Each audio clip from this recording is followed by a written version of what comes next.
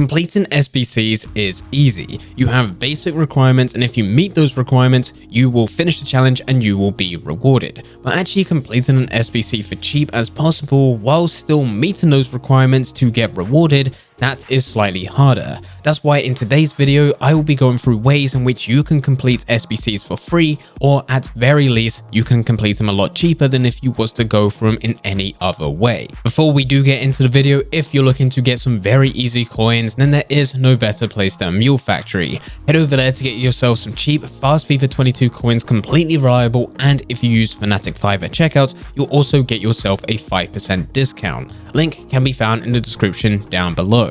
Getting back into the video, there are a lot of SBCs available at any given moment, so for players to use just one type of method to very easily and cheaply be able to finish these, and even in some cases get them for free, just isn't going to happen. There's actually a couple different methods that you can use to actually finish some of these SBCs for cheap. And the method that you use all comes down to the SBC requirements and what you actually need to do to finish that challenge. So the first way and the easiest way is by going through different types of matches, whether it be squad battles, division rivals, or FUT champions. Now for most of you, you're probably already doing this. This is a huge part of FIFA 22. Most of you are probably going through your division rival games, but most of you probably aren't going through it efficiently, especially if you're there to maximize the amount of coins that you're able to get from these game modes, the most amount of packs, and then use some of those players that you got from those packs to put through SBCs. You want to start off by playing division rivals, and most people do spend the majority of their time going through this game mode. The issue is that you're not supposed to. There comes a point in which you should spend less time within division rivals and start focusing on other game modes so that you can unlock even more rewards. Division Rivals requires you to get a minimum of 4 wins for you to unlock the tier 1 reward, or you need to go and get 8 wins where you can unlock the tier 2. The tier 2 is the best, so I recommend trying to push for that. The second that you get your 8 wins and you're no longer progressing through divisions, it's pointless playing any more games. You're actually better off to go to the likes of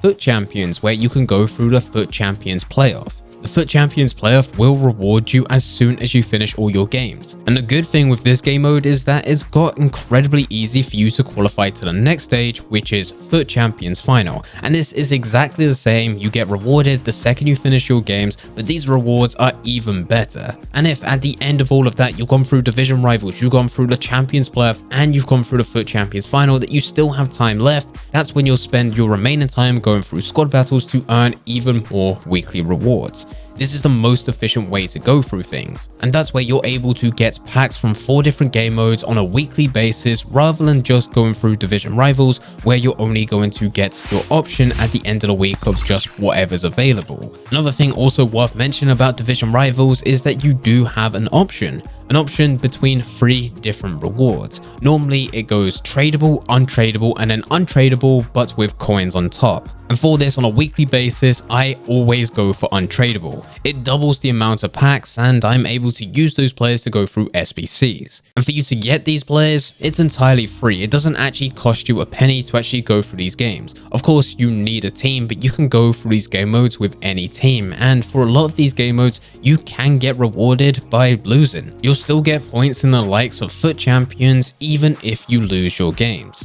So it's easy to get packs when going through these game modes. With those packs, you'll get players, and those players can then be used for SBCs. The next way is to go for the bronze pack method or the silver pack method. The bronze pack method is by far the longest way in which you can get free SBCs completed. You start off by going over to the store, and yes, you do need to put up some coins right at the beginning, but the good thing is with the bronze pack method, you're likely to get a lot of those coins back. You'll head over to the store, go down to classic packs, select a 750 coin bronze pack, open that, and with the players within that pack, anyone that sells on, you'll list them onto the transfer market. And for those that don't sell, as in they have a 150 coin bid or 200 coin buy now, when you compare the player's price, that is when you can actually go and store them to your club. Once you do this enough and you have hundreds of bronze players within your club and all of them are 150 coins bid and 200 coins buy now, that's when you can go over to your SBCs and use those bronze players within the bronze upgrade. This will give you a silver player pack. With that silver player pack, eventually once you've got enough of them, you can open all of them and then use the silver players that you got from them to go into the silver upgrade, which will give you common gold players. Eventually you'll get enough of them where you can use those common gold players to then go and put through to the gold upgrade, where you'll get a 2-player rare gold pack. As said, this is a long process, but it is a process that works and is extremely profitable if you do it correctly. The good thing as well is that there will be SBCs that do get released which require bronze players or even silver players. I was actually going through the bronze pack method and I was completing some of the cheaper league SBCs, and they were giving me silver packs as well as some of the cheaper gold packs. And in those gold packs I was still able to have a chance of getting something good, and in some cases I did. And all of this started because I opened a 750 coin bronze pack and I was able to sell a lot of those players and actually profit from the pack itself. You can also do this with silver packs. Silver packs cost 3,750 coins, but they do exactly the same thing. It's just you skip the step of where you have to go and do the bronze upgrade to get silver players. Now you just go straight to the silver SBC where you try to get common gold players. This has a bit more risk because it's harder for you to get those coins back with a silver pack, just because the silver pack is a lot more expensive. But you will still be able to find good silver players which can go for 3, 4, 5, 6,000 coins plus. And that will pay for the pack itself whilst also covering the cost of a future pack. As well as you can find staff such as managers or other types of stadium items which you can use, and sometimes they can sell for a decent amount. You just need to compare the price of everything that you get within the pack, and you sell the stuff that sells and you keep the stuff that doesn't. Typically anything over 1,000 coins I'll list on the transfer market, and anything under I'll probably just store to my club. And the last way that I go through SBCs for cheap is by trading the players that are actually within the team. Sometimes there's teams that I'm putting together that I could go and use some of the players that are already within my club, and I've got them through squad battles, division rivals, foot champions, pretty much everything that we just went over within the first method. But sometimes when going through this, unfortunately you're just too low, whether it be low on chemistry or low on rating. This is when I need to actually go and find a player that will either boost that rating, boost that chemistry, or fit some of the other requirements which are available within SBCs. And in a lot of cases I simply do not have that player within my club. That's when I'll find a player, put him as a concept, and then I'll do a bit of trading. I'll actually trade with that player using a simple bulk bidding method. It's very easy for anyone to just find a player that would work, buy them as the lowest buy now, store them to their club and complete the SBC. But it's more profitable and so much more cheaper if you just go and bulk bid on that player.